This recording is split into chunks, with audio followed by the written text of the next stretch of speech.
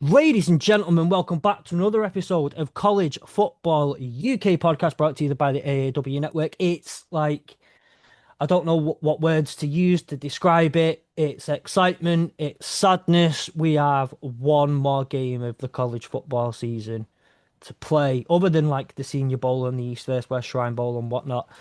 Joining me to preview the National Championship game and review the semi-final games are my two regular co-hosts. We've got Nick and we've got Sam. How are you two gentlemen? All good, thank you. Yeah, very good. Good. Unfortunately, the gentleman I saw the season in this year in Dublin, and the gentleman who joined me can't be here. The two who refused to turn up, and let me down. I'm joking. Couldn't be here, and we had to because, well, Michigan are terrible. The Texas Longhorns couldn't get in, and neither could Notre Dame, and we definitely don't need Gary for this one. He's an FSU fan. So we needed to get someone whose team will be represented on Monday night slash Tuesday morning in the United Kingdom, and on his week to getting no sleep and lots of excitement. We brought back Jimmy from Canes Across the Pond. How are you, sir? Yeah, good, mate. Thanks, Fletch. Yeah, nice to see everyone again. Yeah, good to be back. Looking forward to Monday night, Tuesday morning. And as we start off, as is always, as is generally the custom, you'll have plenty of opportunities to plug what you're doing. I read a fantastic article on your website earlier. Um, where can people find you? What's coming up on the Canes Across the Pond? I think it's obvious though. What's coming up? Yeah. So everyone, well, people, if anyone's interested, can find me on social media, Instagram, Canes Across the Pond. On X, it's Canes X the Pond. So I'm on there. I've got a little bit of a blog going as well, just for something to do to kill my time, which is canesacrossthepond.com. Just I've got a few articles planned to go out this week, just in kind of the build up to the national championship game, and a few like UK viewer guides and a bit of a checklist and stuff's going to be going on to kind of survive the natty. So yeah, that's where I am. Try to be pretty active on socials as best I can be. So yeah, just drop me a follow, send me a message or whatever, and hopefully see people on there as well. And obviously, while you're saying that, people are already just straight up typing it out. But if you can't be bothered to type it out, you do want to get in touch with Canes Across the Pond. All the links will be in the description of the episode. Click to follow him on all the social media platforms, to his website and everything. So please do go give him a follow, go check out their website. More importantly, let's get straight into. I think we're all just excited to talk football here. Let's get straight into talking football. Start with Nick's news, and we'll go from there. Okay, dokie. All the FBS coaches met yesterday, and they voted unanimously to adjust the red shirt rules. Now, currently, the rules for redshirting were you could play no more than 4 games. They've now adjusted that to say that you can play no more than 9 games, which is what, 3/4 of a season, and you can still redshirt? I mean, I can understand it changing from 4 to 6, maybe, but 4 to 9, you can play effectively 3/4 of the season and then redshirt. Because apparently they don't like them playing 4 because that's mid-season and it's they don't like that. So I don't get that particularly, but hey. Also on the docket yesterday was the college football calendar. As we've all talked about, the college football calendar is broken. But that will not be discussed until after the college football playoff expansion has been decided, because you can't get the calendar right until you know how big the playoff is going to be. So at the moment, the SEC want it to go to 16 teams. The Big Ten want it at 24 teams. Personally, I don't see the point in 24 teams. Otherwise, what's the point in having a committee? You can just use, So again, let's use a bit of common sense. If it has to go to 16 teams, you eliminate the 2 week hiatus that some of the teams have, and that will hopefully provide for a better playoff. So I'm fine with it going to 16, but ultimately they can't discuss the calendar until they finalise that, and they won't be doing that until the Big Ten and the SEC can agree. Draft deadline for those declaring was the 5th of January. Anybody who's participated in this year's playoff has until next Tuesday, or Tuesday the following Tuesday, Tuesday the 27th. So that's that. Marcus Freeman is staying at Notre Dame. Not that I expected him to go anywhere. And he will not face any charges for an absolute nothing incident where some guy had a loud mouth and decided to talk crap. Fair play. We've already Um, been through this on the podcast, and funnily enough, Jimmy will remember why Marcus Freeman wouldn't go for an NFL job. Um, yeah, I heard the gag. I heard the gag. Yeah, I didn't find it funny, but you know, full. I laughed. So well, that's okay. Um, Dante Moore today, in the last hour or two, has confirmed he's returning to Oregon for 26. They had not purchased, but they had signed Dylan Raiola in the portal to replace Moore, but he was told that if Moore came back, he'd be back up. Apparently, he was fine with that. So Dylan Raiola will back up Dante Moore for 1 year, and then he will have the leadership. And Ty Simpson, despite declaring for the draft, is supposedly being offered $6.5 million to stay. And rumor is that's coming from Miami. So, and Yeah, I think that's how you bring it all around to the start, So that's the yeah, news, I think really. Miami was 6.5 million, and I think it was Ole Miss 4.5, and Tennessee maybe I think one of the other team 4.5. But last I heard, he was actually saying he's definitely going on to the portal. So sorry, not to the portal, to the draft. So don't know. See what happens with that. yeah. Um, Quick question: would you rather be a backup to Dante Moore at Oregon or play under Matt Rule at Nebraska and be a start? I don't think the Nebraska, well, certainly last year's offense suited him, to be honest. So I think it's probably good that he got out of there, but he maybe should have gone somewhere else.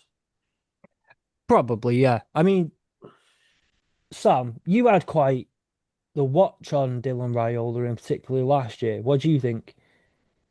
Yeah, it wasn't his best year last year. I think he struggled with that offense.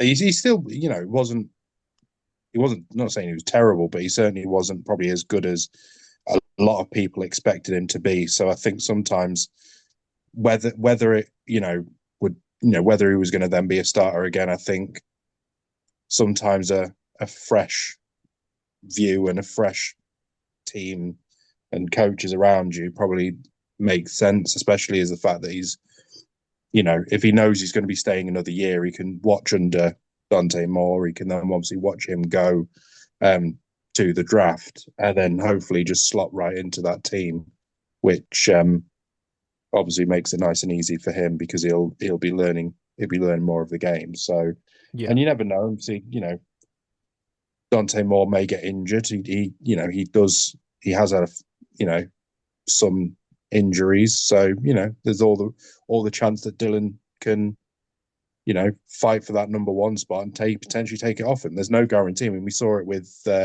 Spencer Rattler at Oklahoma a few years ago, where he was the undisputed number one, and then lost his place to, well, at the time was Caleb Williams. So, it happens. People lose their spots. So, yeah, he'll be fighting for that number one spot. It won't be just a case of he's giving up and saying that he's going to be the second QB. yeah. Speaking though of players that have entered the portal, I just think it's really funny that was it last week we were speaking about Demond Williams and how he was going to, well, he was meant to be going to LSU, but Washington had said no when he just signed a contract. And then, like, as it was all kicking off, Sam Levitt is sat next to Lane Kiffin at an LSU basketball game. I just think like, Sam Levitt has stayed committed to LSU. And I'm guessing, um, in today's structure of college football, there's just a bigger number on the packet because I don't see why anyone like I personally, if we're talking when there's no money involved, Like if my head coach was actively recruiting someone else while I'm sat right next to you, I'm not sure I'd be too happy with that. Yeah, I mean, No. especially as he's just brought him in as well. Yeah. Um, But I suppose at the end of the day, this I think you got to also remember that college football, in a certain way, is kind of like a conveyor belt. So yeah, you need to kind of have that next man to step up, ready to go. I mean, obviously, you look at the obviously Texas have brought in, is it Diabell, or have managed to get Diabell to commit for this year, and he's a five-star recruit out of high school, but yeah, he's not going to be the one that's going to take the job off Arch Manning. But you need to have that next guy ready to go, because especially those top teams that want to be in and around the playoffs every single year, you need to have a constant conveyor belt of good signings. So I understand probably why he's maybe looked at him and wanted to bring him in, but yeah, I think it's on the flip side, it's like, well, you've just spent all this nil money on me and want to bring me in, and then you decide to bring some other guy in who wants to be number one as well. It's like, well, that is college football, isn't it? yes, it is. Now, I think the most important thing we need to do at this very moment in time is give Jimmy what he's been so desperately waiting to do. Get onto the football, lads. Let's get onto the football. Plenty needs to talk about. We'll have plenty more to go through over the next few weeks, but we'll go straight to it. In order of the games played, we'll go to the Fiesta Bowl where Miami Hurricanes walked out 31 to 27 winners. Overall miss booking themselves a trip to. Let me just check my notes.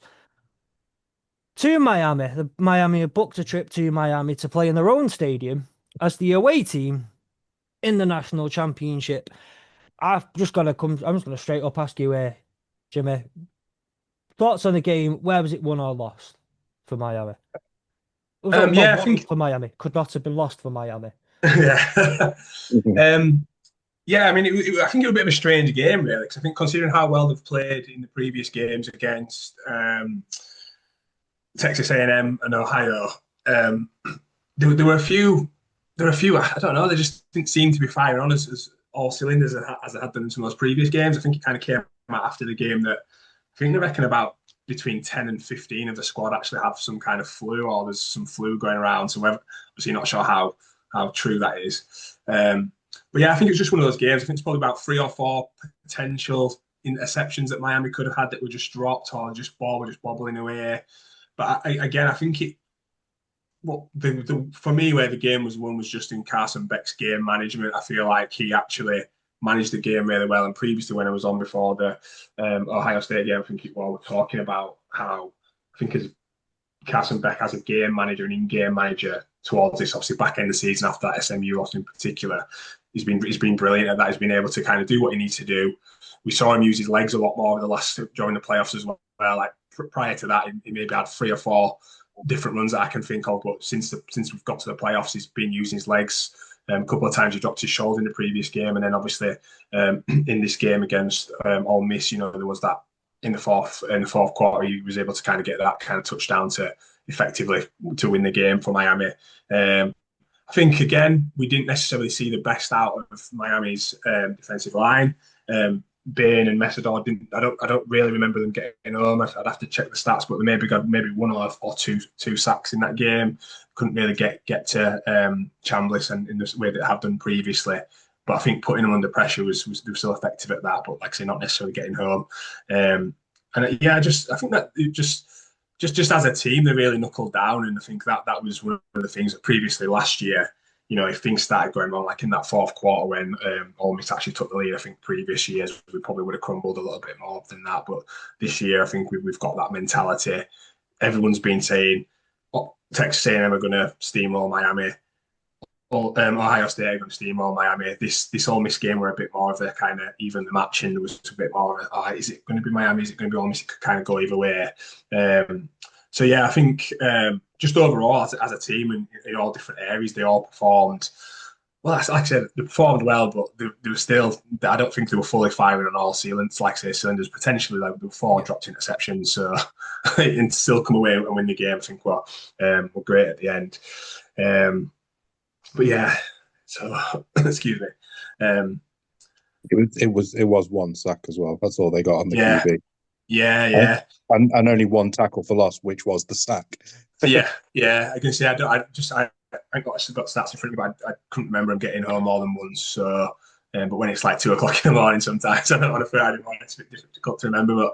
But yeah, and I think it'd be interesting to see. Obviously, we'll talk about the final later, but just interesting to see moving forward how if other teams or if Indiana try and kind of replicate what Ole Miss did in terms of that offensive line against Miami's defensive line, and just seeing if they they try and utilize some of that.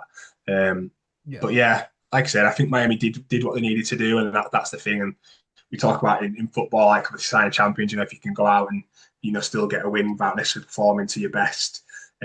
Hopefully, Miami can bring it all together for this one final time in the next game. Yeah. Couple of things I thought were really interesting about the game was when watching it live. I think you start with the four lead changes in the fourth quarter, which is not a place to start in the fourth quarter, but I'll start there with for you lads.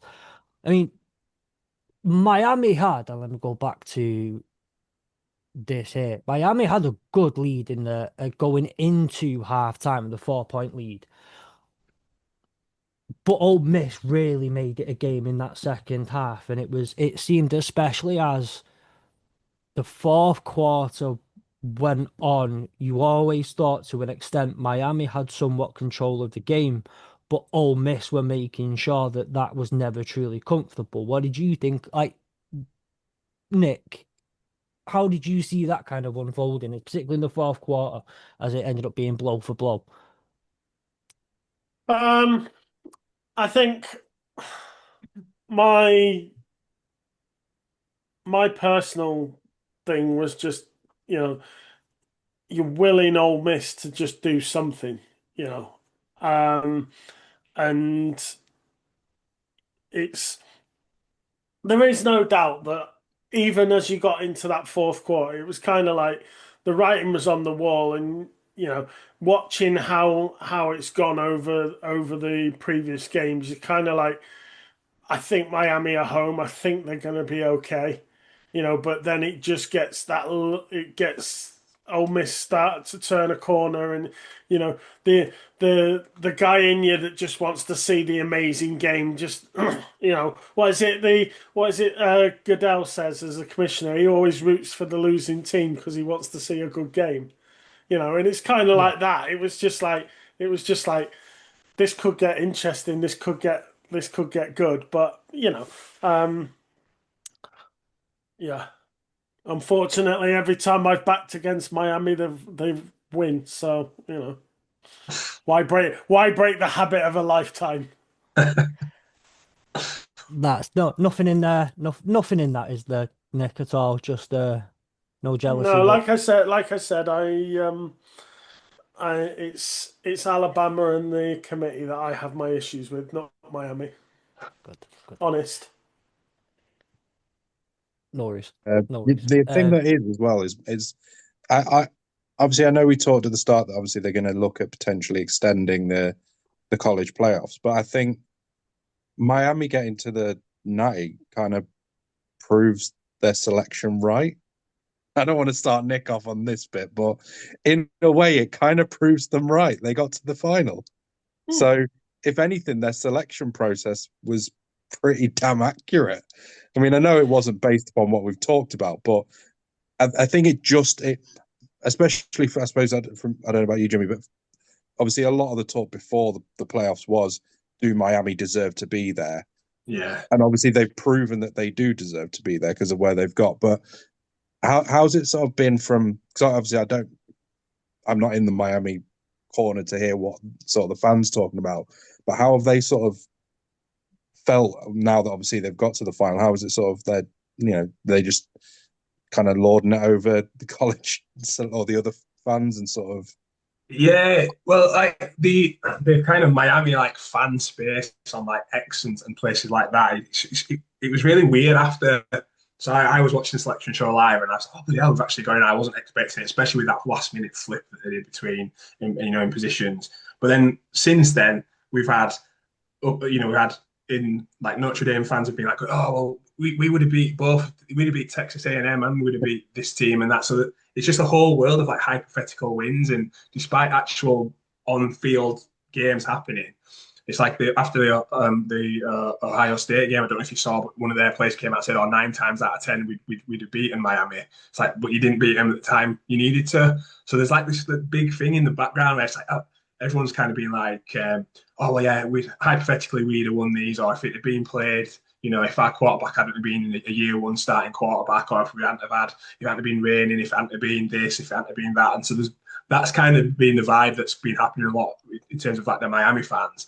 And I think a lot of Miami fans are just kind of like, not necessarily surprised or shocked that we've got where we've got to, but it's just that actually there's that kind of disbelief in terms of, I can't actually believe we've got here. We've actually, some of the worries and issues that we've had, some of those kind of questions around Carson Beck and like game management, and some of the issues from earlier on in the season around like how we've run the ball. A lot of times we just kept running in probably the first half of the season. It just seemed that every run went straight up the middle. It was really easy to kind of read. And then after that SMU loss, I think the playbook opened a little bit, and they actually thought, right, we need to go for it now. This is like, otherwise the season's pretty much over. So I think that SMU loss in some ways kind of opened up the playbook. It opened up bringing Malachi Tony into the game, or we mixed it up a little bit with the running backs that we've been using as well.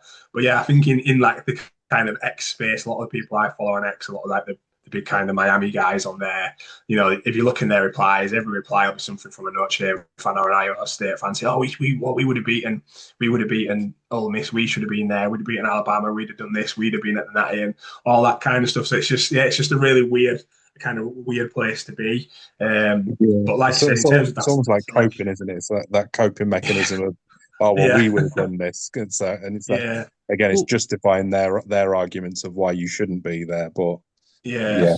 But like I said, what it comes to that. Sorry, it comes back to that kind of one of the big arguments originally in the build up to the kind of playoffs being announced in the teams was that around head-to-head games should matter. And I think that's where a lot of Miami fans were kind of saying, well, regardless of how many games Notre Dame have won, we beat them on the field. So if you talk about head-to-head, so looking at comparing teams, we've actually already beaten them. So I think that was a big issue. And obviously that flip, I think a lot of people were surprised that they left that flip so late. And I think that the committee had kind of said, "Oh, we can't do it because they're not in the same bracket. There's 2 teams or 3 teams in between. They need to be kind of near each other and all that kind of stuff." So yeah, who knows? Like, college football is just in a world of its own sometimes. So I think that's what everyone loves about it. But yeah, it's been a weird space. I noticed there's a similar feeling you get to last year, right? When you say that loss to SMU opens up the playbook, and sometimes it's a blessing in disguise. I remember a team last year who took a loss that they should never have done, but it seemed to kick them up the arse and took them to a national championship game. Not ring any bells to anyone? Was that really good Illinois team? That The ones, yeah, yeah. yeah, yeah, Um, yeah. I the mean, the ones. At the end of the day, ultimately, though, they had a full wall of FBI of Power Four teams and top teams in college that they'd taken down, and that was a big wall. So you take the piss out of group of 16, not you specifically, but you can take the piss out of group of 16s. Like the teams like that, we took the piss out of Notre Dame for it, and I still think it's funny, but it's not I as mean, bad it's really, and essentially it's a case of deja vu because last year that was what it was. It was lose to NIU in whatever it was, game 2 or game 3, and you knew you had no wiggle room. It was just go on a run, and you had to win every single one. Now, coming into this year, I can't remember how many times I said, if we can come out of those first 2 1-1 and then go on the run that you have to go on, then you should be okay. To come out 0-2, even though you knew right back then you were going to be right up against it. But I think we said Fletch after Miami lost their second game and they were down in wherever it was 17 or whatever. Every time Miami won, they moved up, but Notre Dame just couldn't move. They just kept winning, winning, winning. But because they were so high yeah, to yeah, start with, they didn't go anywhere. And so all it did is Miami just close the gap, close the gap, close the gap, and then you get to the, yeah, arse licking bit about we have to have Alabama in, which is the big issue yeah, yeah. that a lot of Notre Dame's fans have. Yeah. And Hey, never mind. Oh It's yeah, been, it's gone. Never mind. 100%. And as it should always be, any Alabama-based hate will be welcomed. Alabama, sorry, any Alabama-based hate will be welcomed on this podcast at any point, anytime, ever. It's why we even get Georgia fans in because they hate Alabama. So it's one of those things. But to go back to the actual game that happened recently, um, I want to share another stat that stood out for me in terms of where this game goes, and it shows really who Miami are as an identity. And we spoke about, I think, last week when we were going through the quarterfinals and looking forward to the semis.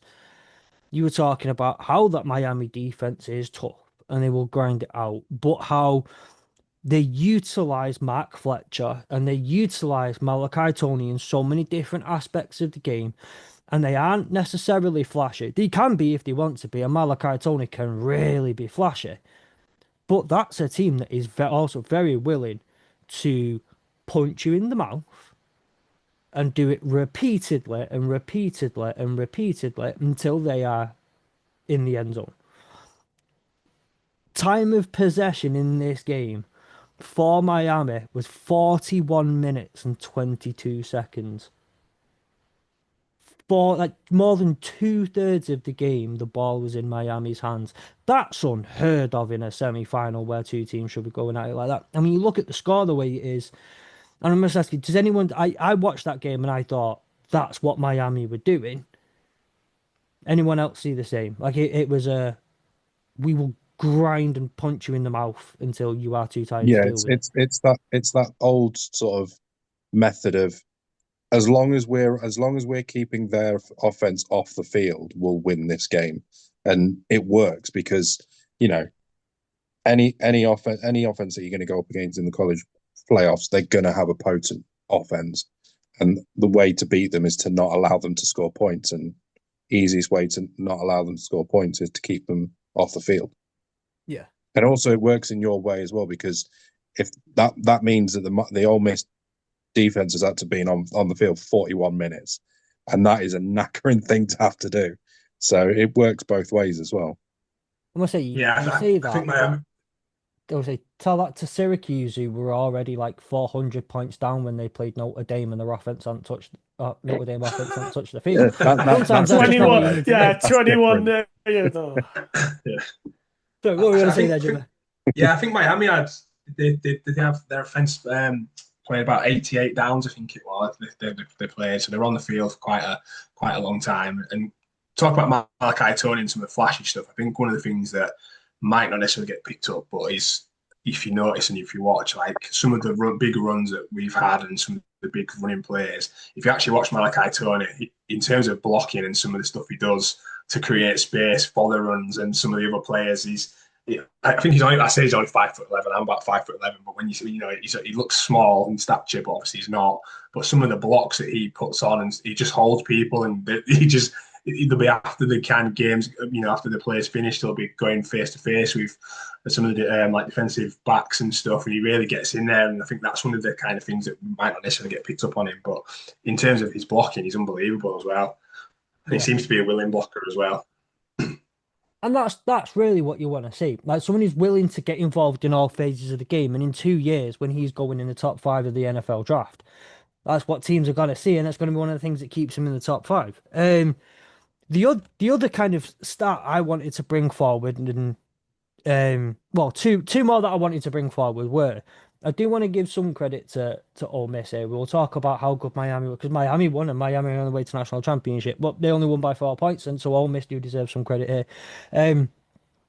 One of the best things though was like it's how they responded to going 3-and-out on their first 2 drives.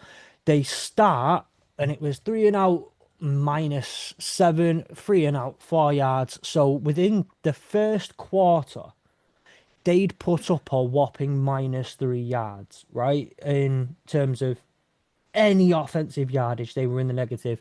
At the end of that first quarter, I had put up more offensive yards than Ole Miss. But the response is exactly what you wanted to see out of them. They go one play, it goes about 7 yards. You hit the end of the first quarter, start the second quarter, and you finally watch, it's end of the first quarter, they just got into positive yardage.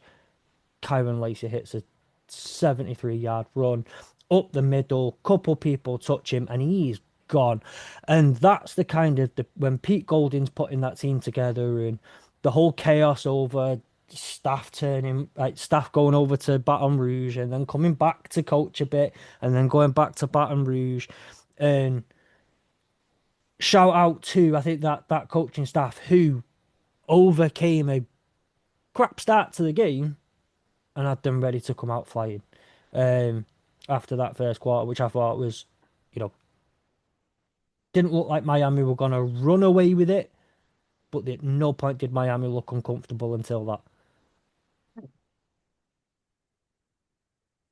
Um, and my other point was going to be that, like, I know that Sam here and Nick can very much vouch for some of the old adages that I think we kind of come up with every week. You've got if you those who win the game are the ones who run the ball better. You control the clock, you win the game, and all those sorts of things. And the other one I'm going to bring up is anyone who listens also will be sick of me saying this by now. Third down, third downs. Miami were 11 of 19. Ole Miss were 2 of 10.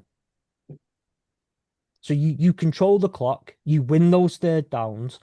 2 of 2 on fourth down, by the way, as well for Miami.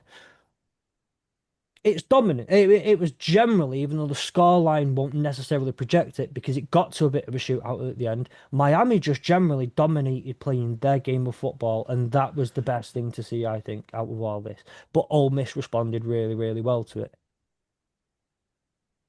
Yeah, I totally agree. I think in terms of that kind of that third down and the way that Miami have been playing throughout the playoffs, in particularly in those third down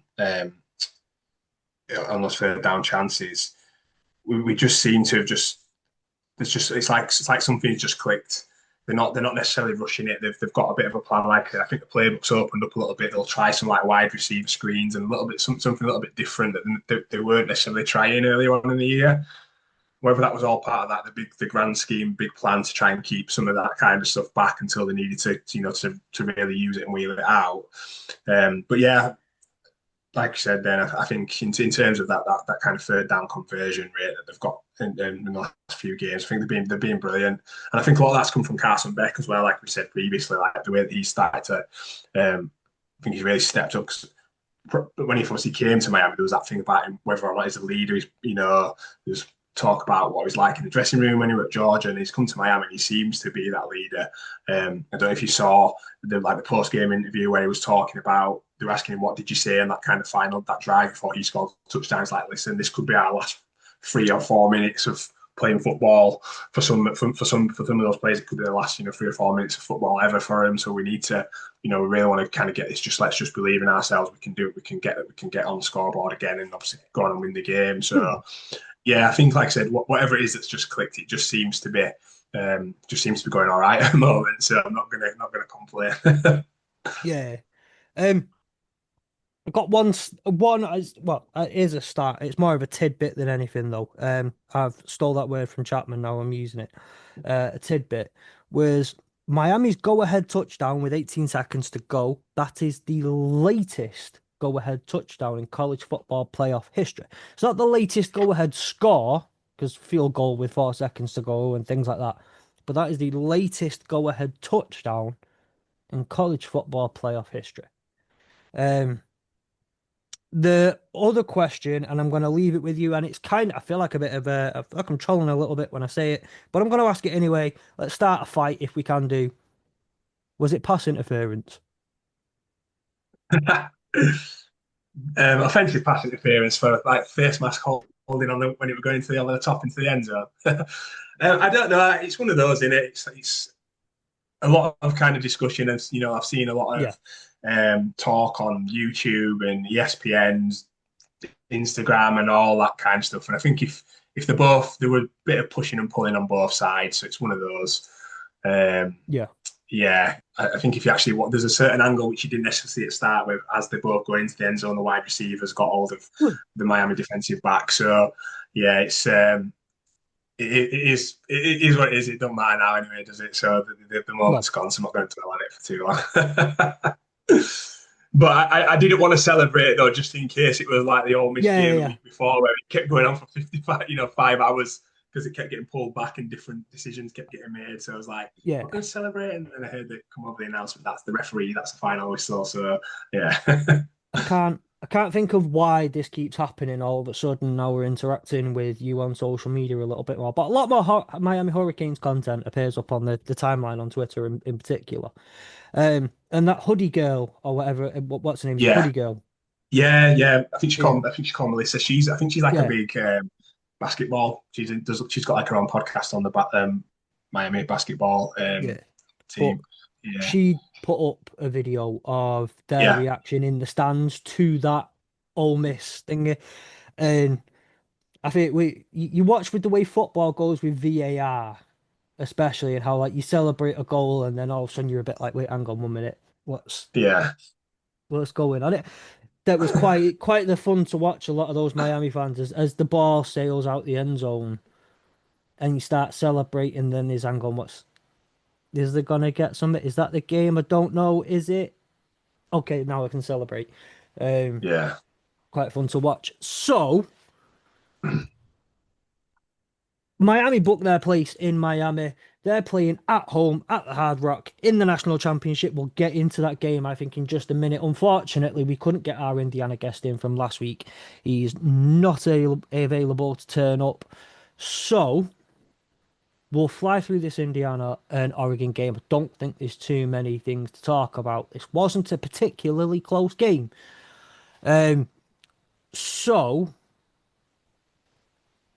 Indiana beat Oregon 56-22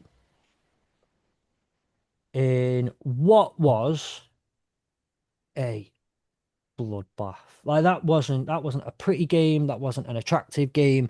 That was hard to watch at times, and I'm sorry, Adam, because I know he's listening to it and when he listens the whole way through, and we truly appreciate you and can't wait to get you back on.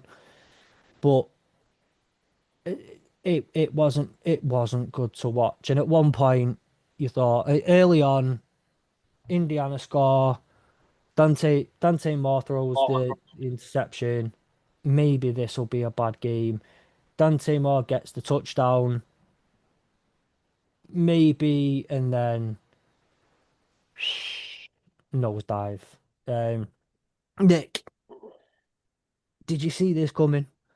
Did you see it being this bad? We all thought Indiana would win. Did you think it would be this bad? I expected the excuse me. I expected the game to be a lot closer. Um, I you kind of think, I mean, it's we're not in the position of the players, so it's really hard to say. But you just kind of want to go out and leave everything on the field. It's like Jimmy said, Miami are talking about with 3-4 minutes left. This might be our last 3-4 minutes of football that we play. You'd have thought Oregon would have come out, and I'm not saying they lacked effort. That's not what I'm saying. But you would have just thought they'd have left absolutely everything on the field. If you go down fighting, so be it. But at least you can say you've had a good go. And it Yeah, just felt like it was like it's almost as if they felt they used all their luck to beat Texas Tech the week before, and they just didn't have anything left. and And it, JMU, it the was powerhouse.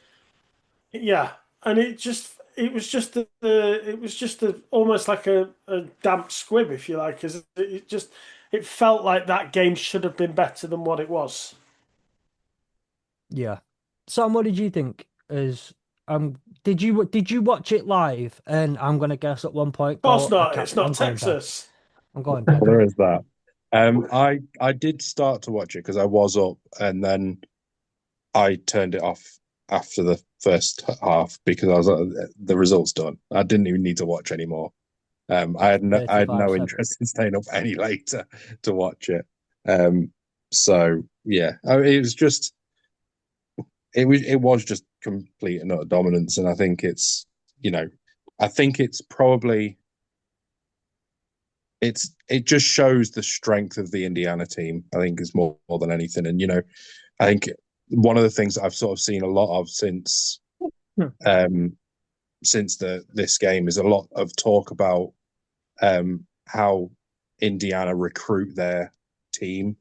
A lot about how they go into the portal and basically just sign a bunch of seniors, like basically just build this kind of like reasonably old college team with the view that they're going to be bigger, they're going to be stronger, they're going to be more ready, and basically just bully younger teams off the park. And that's kind of how it sort of felt a bit in that game. But not taking anything away from the play calling or anything like that, but it's just that it's a solid tactic to have. You don't need your elite players to be there if the players you have are basically older and more physically capable of bullying another team. And it's a system that works, especially for a team where maybe you don't have as much money as the likes of obviously Texas and Ohio and that have a lot more sort of funding and backing. Obviously, all the stuff that came out from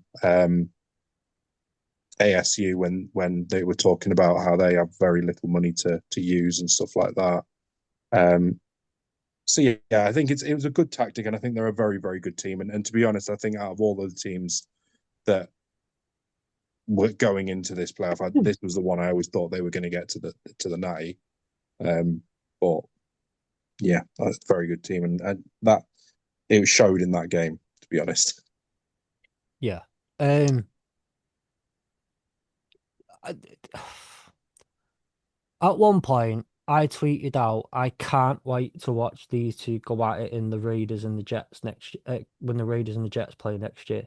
And I meant it. Everybody laughed at me. I meant that as a very serious thing to say. I put it in Discord, I got like 4 laugh reactions. I put it in another Discord, I got like 6.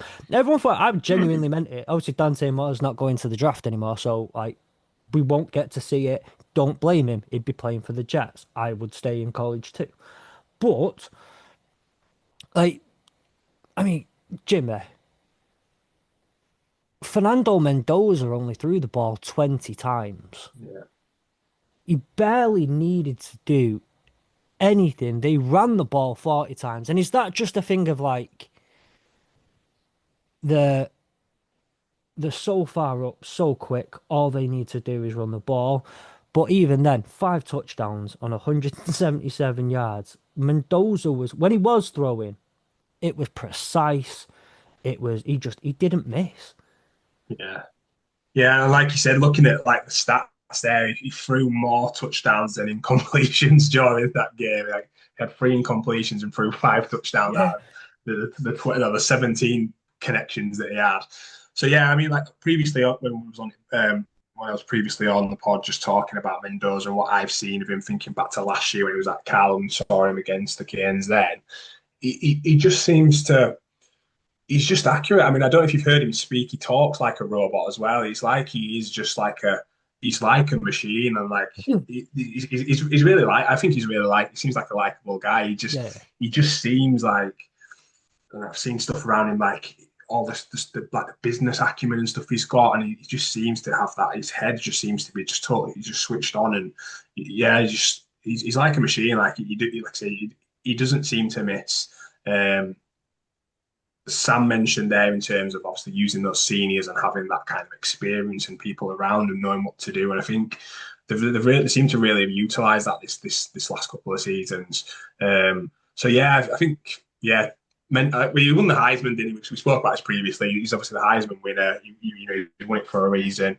But like you said, then he got 177 passing yards. Dante Moore had 285 and still ended up on losing team. So yeah, I think he's brilliant. He knows what he needs to do. He's reliable. He seems to be calm under pressure.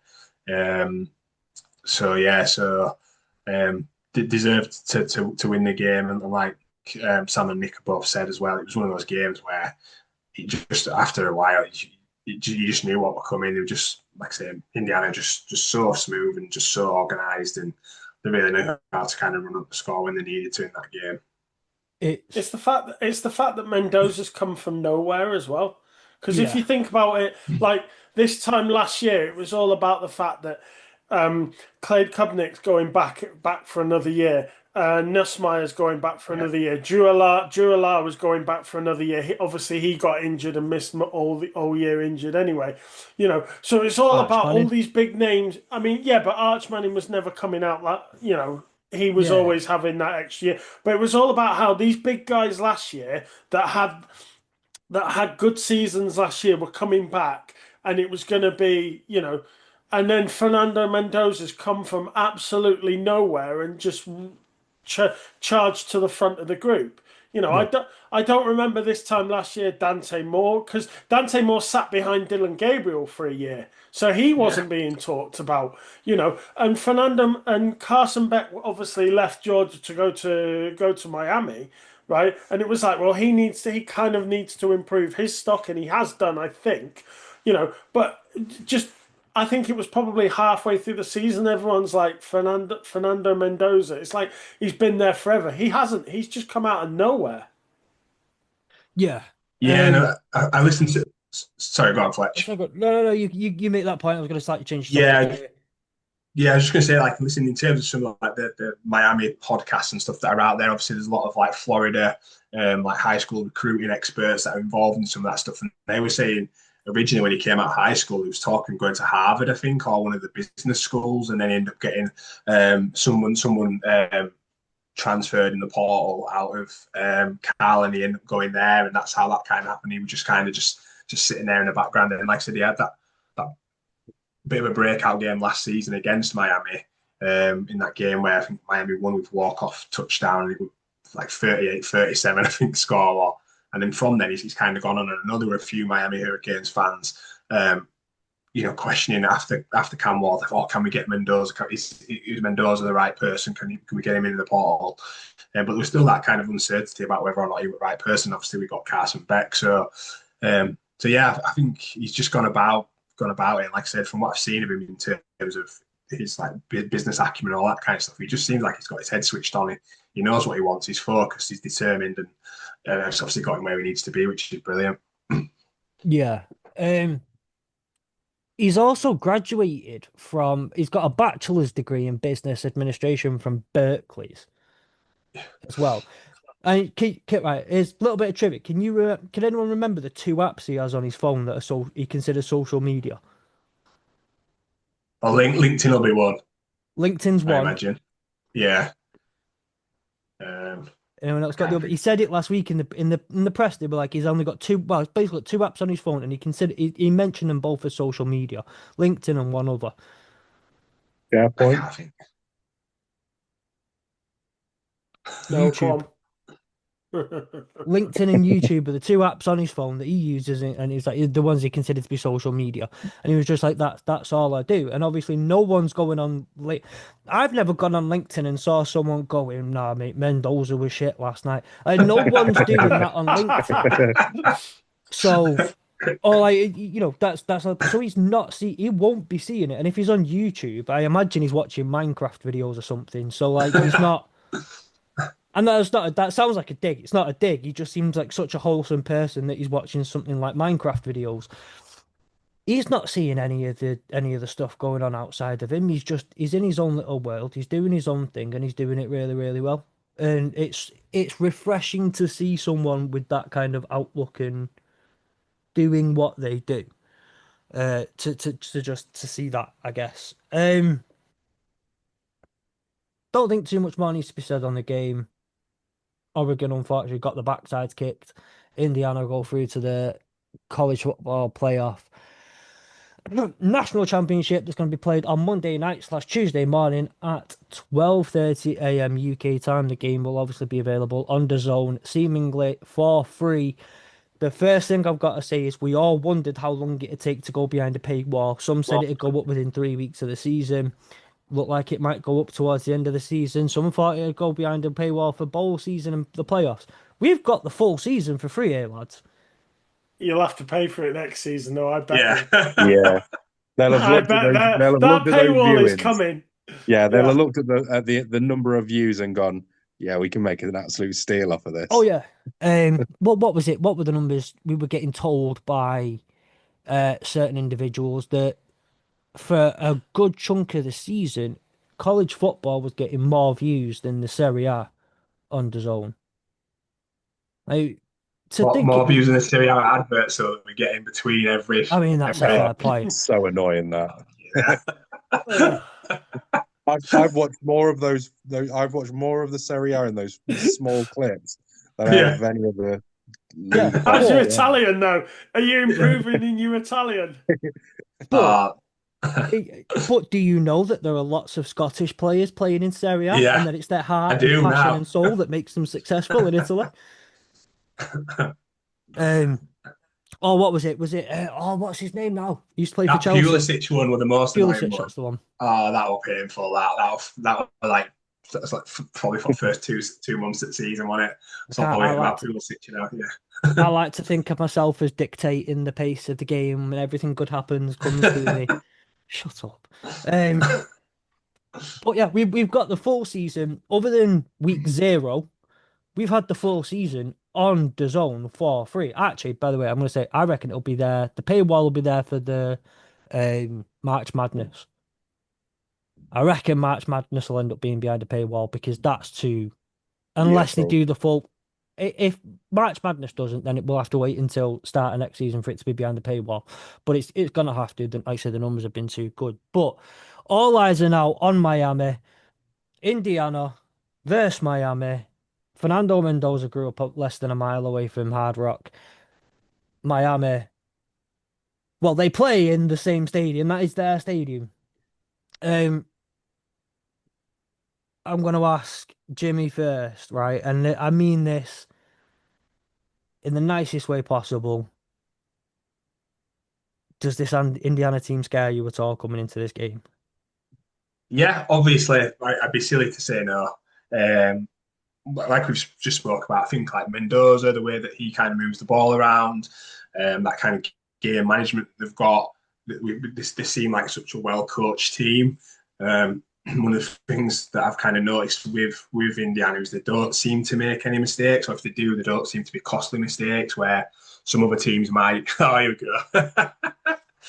um, so some other teams, I'm telling you, put me off now. Some other No. teams, make those mistakes, and there's a bit of an impact in how those kind of mistakes affect teams. But from what I've seen, Indiana, they don't make mistakes or haven't made mistakes which have been costly. So that's the thing that scares me about Indiana going into this game. Now And imagine if Nick cared about Miami and thought Miami didn't deserve to be. Imagine if he was bothered about Miami. The I abuse you'd know. be getting. Um, Oh God, yeah. Honestly, I don't really care. Could does it hardly say tell anything you. about Alabama on the back of that T-shirt? No, I've got a red one that says I got a maroon one that says that. so there was a couple of things I wanted to raise as we go into it as well, by the way. Um, number one, I want to just go back to December, Selection Sunday, where my good friend Greg Sankey said that actually the SEC deserved 7 teams in the college football playoff. The SEC record in the college football playoff is 2-3, 3-2, right? 2 of those 3 wins came against other SEC teams. I'm just saying, if it wasn't for other SEC teams, the SEC would be 1-2 in the playoffs. Go figure, right? And also, I want to go back to Netflix sports podcast, wherever it is they do, back in August when my other good friend Paul Feinbaum, as obviously I talk about both Greg Sankey and Paul Feinbaum so glowingly on this podcast, stated that if an SEC team doesn't win the national championship, he would leave the country. So my one message to you, Paul Feinbaum, is you're not welcome here when you do leave. Um, we don't want you here either. You get that type of propaganda, by the way. The way he runs it, I can think of a couple of countries that would be great for it. Russia, they'd love you. North Korea, I'd really, really do well over there. Just a couple of countries that I think his propaganda would do very well at. But it's so brilliant to see yet another year of no SEC team in the national championship, of the meltdown that SEC Twitter, the SEC social media goes through. Um, it's quite the experience, and I am relishing every single part of it. I'm not gonna lie to any of you. It's very, very fun.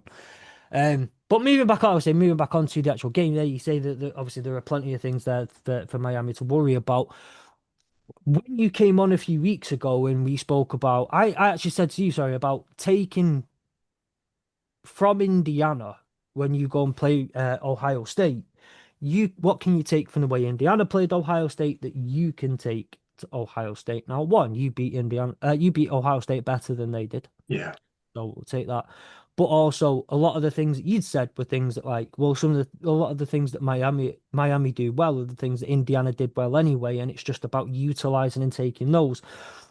How do you feel about going against a team in which, when you actually look at both teams on paper and you look at Indiana have been formidable, but a lot of the ways in which Indiana are very good, so are Miami.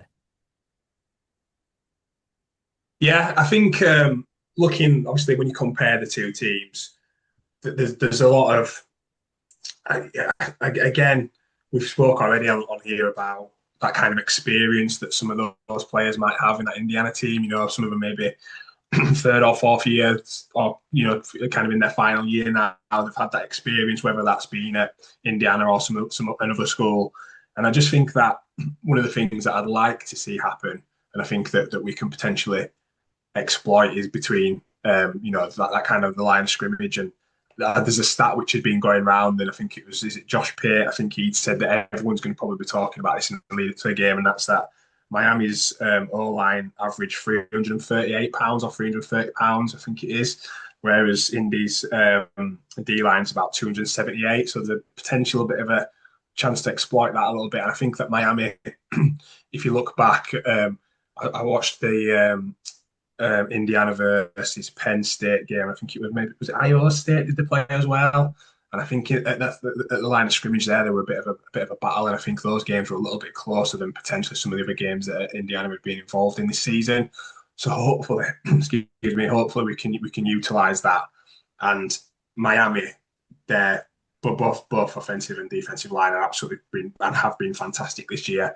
Apart from the odd penalty that here and there that's kind of cost us in some of the games, but I think that's something that we can definitely utilize and utilize that kind of front line and use those lines of scrimmage as a way of utilizing that line of scrimmage as a way of potentially getting a bit of an upset and trying to maybe run the ball a little bit more as well. Yeah. What about you, Sam? We'll go to Nick at the end because where do you think? In fact, actually, I'll read this out first. Money line: Miami are 14-5, Indiana are 5-18. The spread is -8.5 in favor of Indiana. That's more than one touchdown. That's more than an octopus. In Miami's own stadium, the over-under being 47.5. Now, in my opinion, that's quite the disrespect to Miami, right? I don't think that this game is that, like, there's that much difference between them. Especially in a game like a final. I kind of get why they've done it. Miami are all but counted out with this game, but they were against Ohio State, and they were in kind of against Texas A&M in the first game of the playoffs. Do you think Miami can feed off that disrespect, Yeah, I or mean, what they could consider to be disrespect? yeah, I mean, I think probably one of the things that is going to help them, and I think obviously we alluded to it earlier around the fact that they were seen as should they have been in the playoffs at all, and I think that mentality, I don't want to say it, it's almost like they've been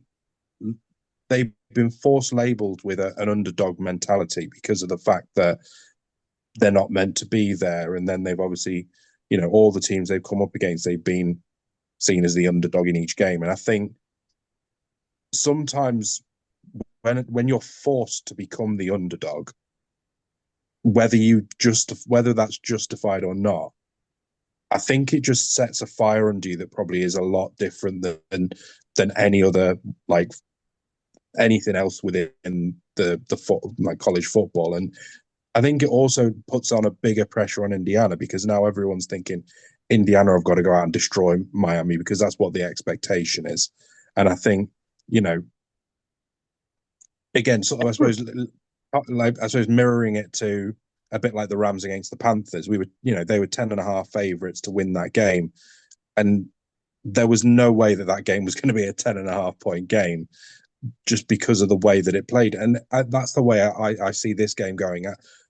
I still think Indiana are probably going to win.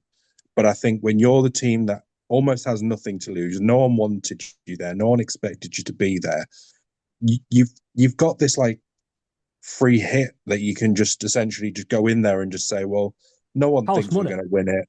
Yeah, no, we can just throw anything at it, play with the playbook, have a bit of fun with it, and then just enjoy the moment because we're not the team expected to win this. And I think those sorts of games, I think it changes the mentality within the stadium. And being in Miami, I know obviously, you know, it's going to probably end up having more Miami fans there than Indiana, whether it's a home game or not, just because of the nature. Obviously, it's in Miami, and I think that, again, that will play a part. I think it will have an impact on you know Indiana having to go into this game as favourites into a stadium that's essentially their opponent's home stadium, and having to go and win a national championship. And I think, you know, I just think it'll be a really entertaining game. And I think, you know, Miami will play exactly how they've played in every single game. They'll stick with the playbook that they've got, and they'll stick with the way that they want to play. And,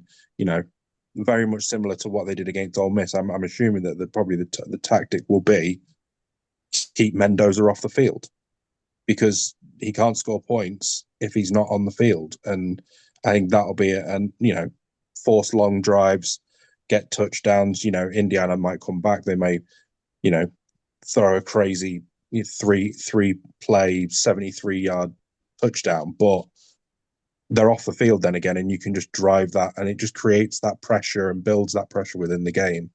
I think it'll probably be a one-score game, maybe sort of. I would probably go with a you know, like a 34, maybe 34-27, something like that. Something that's sort of tight, and then just the I suppose the experience and the levels that Indiana have will just make that difference. I think that's the only thing I can really say. I just don't see it being a blowout. I don't see it being Indiana walk all over Miami. I think it'll be a lot more difficult than what a lot of people are making it out to be. Yeah. Nick, where do you see this? How do you think this game is going to be won and lost? And again, similar to what I asked Jimmy, especially, what Indiana are good at, Miami are also pretty good at. I mean, Indiana have a lot of experience across that roster. Miami also has a lot of experience across the roster, including a quarterback who's been in college football a bit longer than and has been in the playoffs before, has done all these things before.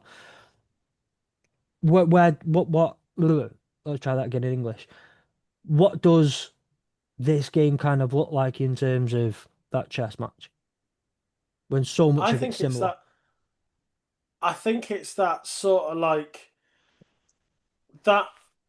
I think it's that offensive line, defensive that those few inches at the beginning, you know, at that line of scrimmage is going to mean everything because if Indiana can somehow slow down Ruben Bain and Messidor, isn't it? Messidor. Yeah. If they can somehow slow down Bain and Messidor, Mendoza's gonna have a lot more time to process a ball, decide that's especially in the pass. Again, the run game, if Indiana can get outside and get outside of that Miami defense, there's a good chance that they can break that line.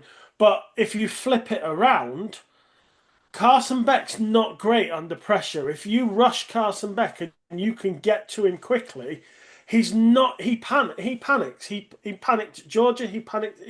And so I think that defense versus offense right on the line of scrimmage is going to tell you everything about how the game's going to go because whoever performs better in that scrimmage, I think is probably going to be the team to come out.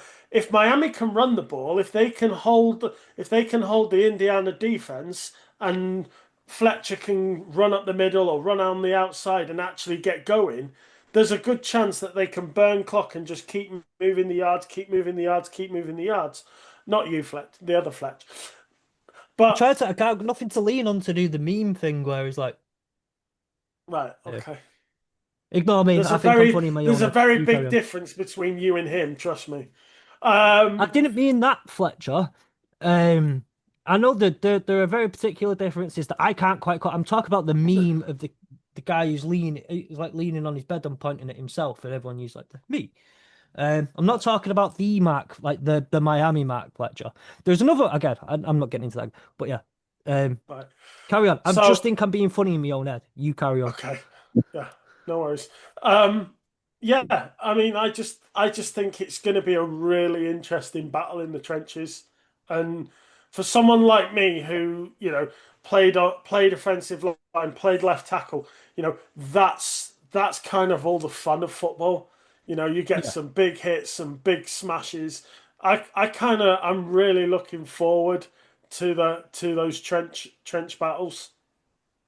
Yeah, Yeah. I enjoy a good trench battle. I think it's one of the. I always think it's one of the hardest things to be very very good at because of how big these guys are, and just having to not only get past someone who is just as big and strong as you, but then also make a play and make a tackle and or make a sack and that. It's just I always find it interesting. And even just the little things of like you see it sometimes where how far are the O line being pushed back as soon as the snap's been made, and it's those little fine margins that can, like I say, win and lose games or stall drives and It's I so. was I was playing against Southampton University once. I was playing for the Institute. And this guy, I was up against this guy, and I swear he was tiny. He must have been like 5'10", 5'11". Even back then, we were talking 20 odd years ago, I was still 6 foot, 6'1", 6'2". This guy was tiny, but man, was he wide. And Mm. I literally stood there and left tackle, and I'm thinking, this is gonna hurt. Even then, I was just stood there thinking, this is gonna hurt when we hit each other. And next day I was covered in bruises, and you just think, yeah, that was fun. You know, yeah. I and like that's the kind of battle you want to see. I'm about 5'10". Jim has already said he's about 5'11", and when you go, he's tiny, he's 5'10", Yeah. 5'11", and we're both like, what the fuck? I know. Yeah, Just but 5'11", 5'10", 5'11" is tiny when you're 6 foot, six Yeah. foot I something. get it, I get it, but you didn't have to call us tiny on the like on air. Yeah. But You're no, tiny compared to him, trust me. He was a um, lot wider than you. but I love those trench battles are normally one of those where like when a game comes down to it, 85% of people, if you go on social media, are telling you that the game is boring and it's shit and nothing exciting's happening. You sat there going like, no, a 320-pound dude is smacking the crap out of an athletic 250-pound guy. This is exciting and this is really, really fun. I only think it's really fun because you put me in that situation. If you put me running up against Nick, I'd die. Nick would kill me. Like Nick would have to push me once, and I'd be crying for my mum. So I like it because I get to watch other people do it, and I can't. So, but those no, those are the games where like I love a trench battle, and yeah, if it comes down to those trench battles, it's gonna be my more worry here is that we're gonna be sat there on social media and everyone's telling you it's a terrible game. Yeah. Yeah, but that's more of a. It's more of it's that they're just wanting entertainment in terms Oh of yeah, like big flashy plays and stuff. I mean, yeah, I much prefer a much tighter game where defenses are making plays and you know, you're forced to have to win the game. I mean, a lot of people. If you think about, go back to that Super Bowl, Sam. You know, I mean, obviously you're a Ram anyway, but you go back to that Super Bowl. Everyone moaned about how that was a really poor Super Bowl when it was the Rams and the Patriots. Sorry, I thought that was fantastic because that was just such a defensive battle. Neither team wanted to give up an inch, and Mm. it was just two teams trying to give it their all to just move a couple of yards, and it was literally like 3 yards back, 3 yards, 3 yards back, Yeah, and the purist who enjoys that sort of thing, that loves those battles, can watch a game like that and think that was a good game to watch. Yeah. Yeah, mm, everyone else was, oh well, this Super Bowl didn't go to overtime. This Super Bowl wasn't 26-26, and it's like it doesn't have to be, you know. yeah. Well, unfortunately, we kind of get, um, especially in college football, we kind of get, I suppose, rewarded in seeing some of the big blowout games. Obviously, like the 70-0s and you know the crazy scores and the big games and that. And I just think the teams. I think as well, if you know that you've got a bunch of players that are ready for the NFL, if they are putting up big defensive plays and Yeah. big sort of not necessarily massive yardage and that, but are just battling and just making it so difficult. Um, yeah, I think it'll be I think it'll be a fascinating game, and like I said, I still think it'll be relative. I'm not going to say it'll be like crazy high scoring, but I think like I say 30, 34-27, something like that. So I think you'll get the over, but I just think it's going to be very tight, very sort of you know, Miami are going to make it difficult for Indiana, and I think that's what we kind of will need because I think if Indiana come out and just not say ruin the game, but if they come out and just put down 3 touchdowns in the first quarter, it's like, well, you know, that's everyone's just gonna be like, well, we told you so, sort of thing, and it Yeah. ruins. I think it ruins the whole event of it. But And I think before we move on from this point as well, I think it's that thing of when we talk about Bain and Messidor, they have consistently, apart from that last game, been able to get after quarterbacks against some good offensive lines. A couple of times when they struggle, a couple of games when they have struggled is when they've tried to maybe get the ball out a little bit faster and maybe have some of those quicker reads and try to kind of negate them by throwing the ball a bit quicker or getting the ball out faster. So it's going to be interesting. And like we've previously said, I know we're on it previously in terms of everyone until you've been hit in the mouth, you don't know how people are going to respond. And I think if they can get after Mendoza, and it's a bit, there's that pressure of being favourites, there's the pressure and the kind of expectation of being Heisman winner.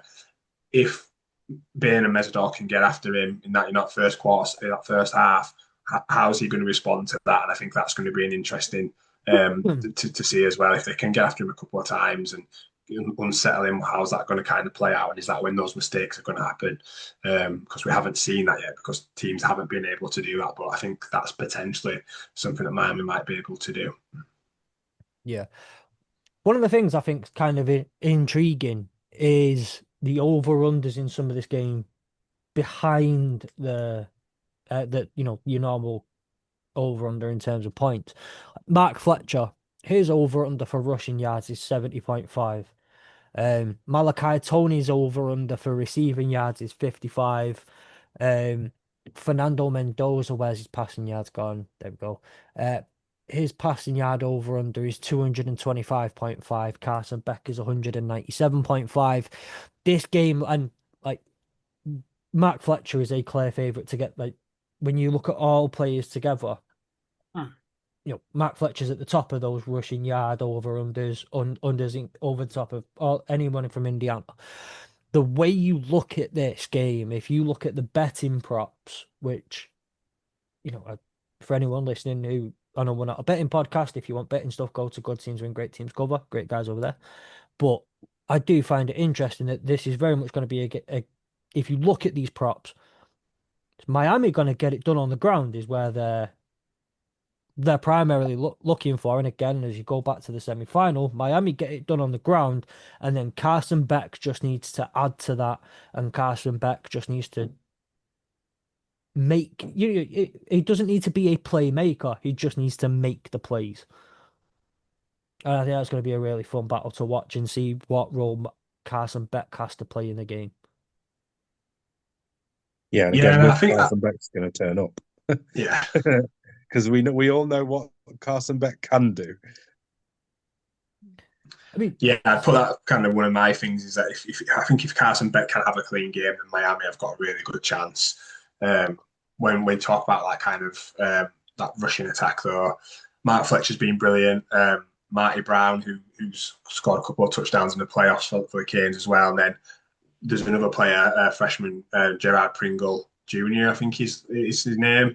And when after that SMU game, when they started opening up the playbook, he kind of came into the team and actually had some explosive runs, and they tried to mix it up a bit. So I think as a kind of on the ground and as a rushing attack, Miami have got pieces and players that they can use and utilize in different ways. Obviously, we've seen Malachi Tony being part of that kind of running game as well. So that I think if they mix it up, like I said, with the offensive line that Miami have got, and that kind of size advantage on paper against Indiana's defensive line, then it'd be interesting to see what happens with that, and how that kind of element of the game plays out.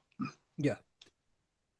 Um, I think this is where I think this is probably the best place where we can start to leave it now for the game. As I will mention one more time, the game will be on Monday night / Tuesday morning at 12:30 a.m. I will obviously be up for it. It's a ridiculously stupid night to have a game like this on. I know they don't want to compete with the NFL, but a Monday night for a championship game. Um, Nick, Sam, will you get any of the actual game in with it being the night that it's on? Unlikely because I've got to get up at 4 o'clock in the morning the next day for work. So You I, might I still be will, going on by the time if it goes to yeah, overtime, Yeah, might catch the end of it. quite possibly. I I will be up and working already, so if I can find a radio feed, then I will try and listen to it on might be on ESPN radio or something. If I can find a radio feed, I'll listen to it on the radio. wonder it. Doubt it, Oh. but Might be on Westwood One, I don't know. uh, no, it doesn't look like it's going to be on TalkSport or anything. The one thing No, it actually won't I'm be on. looking It for, won't be on Talksport. the one thing I'm looking forward to most actually, and I will actually do this vision. Can someone get me a live feed of Michael Irvin on the sideline, please? Just one single live feed of Michael Irvin on his own. My One of my really good friends, she went to the Ohio State game in Dallas because they had some tickets going last minute. A friend of mine from Dallas, and she said you spend the most of the game thinking you're going to watch the game, but you just can't take your eyes off Michael Irvin on the sideline. You just can't. And they were sat there, and a fellow was sat on the Miami side. So Michael Irvin right in front of them, just on his hands and knees like that. The whole game is yeah. so. Yeah, one complaint I will have about Michael Irvin is every game up until the last game, he's wore a white t-shirt and he switched it to a black one. And I was like, I'm not sure if you're kind of messing with the football gods in some way by changing your clothes that you're wearing. Hopefully, he goes back to his white shirt that he normally wears. But yeah, he's a character, isn't he? Like honestly, but I think that's one of the good things is that like Miami have that kind of those alumni that are like at that last game there was Cam Ward was there, Ray Lewis. There's you're just seeing it's like, oh my god, that's so and so. And being able to kind of roll those players out is Yeah, amazing. yeah. The Rock was talking about Golden Globes the other night as well because obviously he's a former Hurricane. Oh, So he played for Miami, didn't he, in college? Yeah, yeah, he's a yeah, former yeah, Hurricane. Yeah. yeah. So Um, so yeah, so just seeing some of those kind of people like I mean, I'm not a wrestling fan much anymore. When I was younger, like The Rock was like, and he's still now he's like one of my all time icons. oh So yeah, just yeah. seeing people like that, yeah, Listen, I I I think will tell anybody. When I was like 8, 9, whatever, my bedroom was dedicated to The Rock. I had Rock bed sheets, pillow covers, posters, everything. I love The Rock. He's my favorite of all time. So I think yeah, The Rock's first year at Miami was the first year that they didn't have Michael Irvin. I think he'd graduated the year before. I think he'd gone to the NFL the year before. So like there was that there wasn't even the overlap of Michael Irvin and The Rock there at the same time. I think they missed each other by a year. Yeah, I think he was part of three. I think he won a national championship when he was there, and then lost on it in another one. Yes. But yeah, I think Warren Sapp took his place, or there was some kind of thing around Warren Sapp and The Rock playing in the same position, if I remember correctly. So yeah. Interesting. So yeah, anyway, the game will be on DAZN. I feel like it's a stupid question to ask. You're going to be watching it there, Jimmy. Going to be up for it. Yeah, I'll be up. It's not. I've got a busy day on the Tuesday as well, so I'm going to be. I'm going to say be drinking a can of Monster, but obviously other energy drinks are available. But yeah, I'll be drinking some form of caffeine on probably by 8 o'clock on Tuesday morning.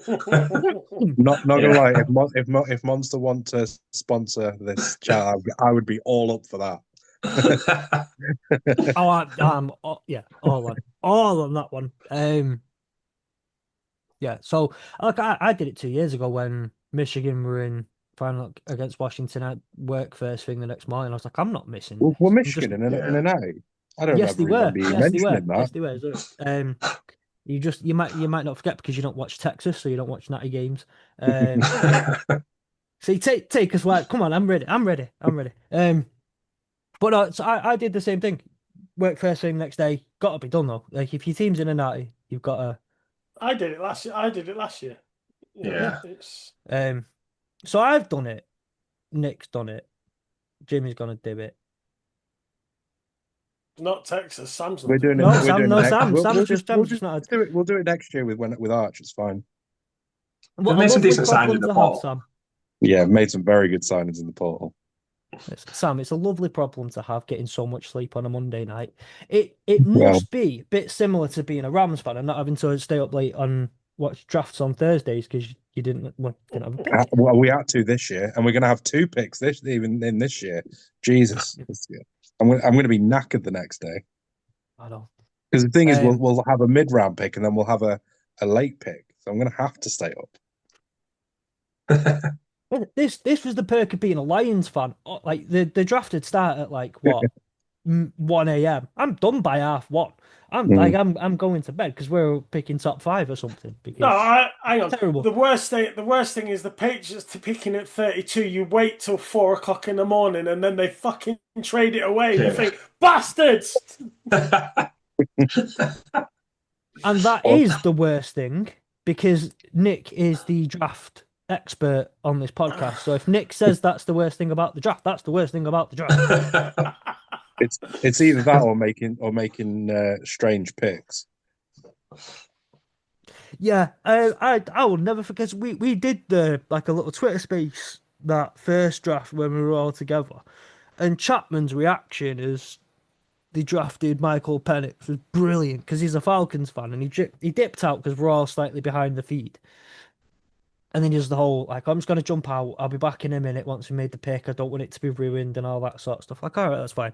He comes back in about 3 minutes later and goes, "I'm going to bed. I'm done. I'm not doing this." I was, okay, fair enough. But no, I can't wait. I can't wait for Monday night. It's going to be a really good game. If you are dealing with the problem that I'm dealing with right now, where all my friends will either be working late at night or they will be fast asleep in bed, you can join us on our free to join Discord server, and I will probably be one of the only ones actually putting anything in there, but I'll be in there looking for friends. As I've said this week, the playoffs are better with friends, and a national championship will absolutely be the case. So if on Monday night you're looking for someone to spend some time with, talk about the game with, join our free to join Discord server, and you will have a group of people to communicate the game with. And follow the AAW_CFB account because I will also be live tweeting the game and doing all that sort of stuff. One last time, Jimmy, tell us where we can find you and all the things that you will be doing, and if you want a fan's perspective of what goes on Monday night, all the highs and all the lows, where can we get it? Yeah, so again, Kane's at Kane's across the pond on most things. If it's on X or Twitter, It's Kane's X the pond because couldn't fit. There wasn't enough space to get Kane's across the pond on there, so Kane's X the pond on X.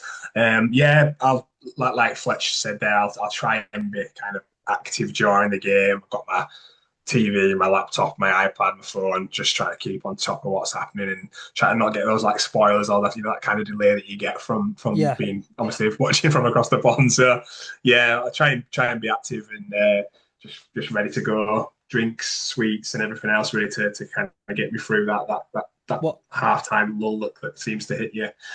what's on the But menu? yeah, that's where I'm at. Yeah, please reach out. It's obviously I've had my account for probably just coming up to like this is the end of the second season now, so still quite small and obviously just trying to build it. So I appreciate you guys having me on here as well. So I think the real question, you've opened up the real question here, and this is top level journalism that we're doing on this podcast. What sweets? It hits 2:45 in the morning, half time. What's on the menu? Like what sweets are we drinking? What sweets are we drinking? What Well, sweets are we eating? What drinks are we drinking? I can't. Let's say I've got a pack somewhere, but Sainsbury's do something called Island Monsters. I think they're called, and they're a bit like a Percy Pig, but better because they're different flavors. They're not just one flavor. It's called Monster Island Monster Monsters. Island, yeah. Yeah, they are. They are well nice. They are a new find, but they're good. Yeah. If it's not Can't that, go it's wrong with a bag a of Yorkshire sports tea and some mixtures. sports mixes is a good. Yeah, I'm a sports mix guy as well. But yeah, Yorkshire tea. I can't stand sports mix. Vegan friendly Get as out. well. The Yeah, Or, they are or, vegan or friendly. wine gums. Wine gums are the worst. what? Wine gums are for 50-year-old plus. That's it. Yeah. Listen, there is nothing better, and I will argue. I will argue this one. Like one of the black currant wine gums, one of the black wine gums, easily No. top. No, It's wine God gums in tier general are confectionery. awful sweets. It's God tier But yeah, confectionery, my friend. check out Monster Island, Island Monsters, whatever they're called. Yeah, a bit of I think they're on offer at the moment. You've got a Nectar card as well for £1, so you can get a couple of And packs. for I came over with those 3 packs of life. Like, what you do is like, well, I need some for game. I'll have some tomorrow, and then I'll probably have I might get some for Sunday. yeah, get some. For those who aren't bougie and can't shop at Sainsbury's, what else is there? Is there anything else? What are you drinking? It's got to be a Haribo, I think. Haribo Super Kiddies Mix, I think it used to be called, but now they're not called Super Kiddies Mix. Out of the red pack, I like them. I like the red pack Haribos, mate. Golden or Bears. chocolate digestive. Haribo Golden Bears. Yeah.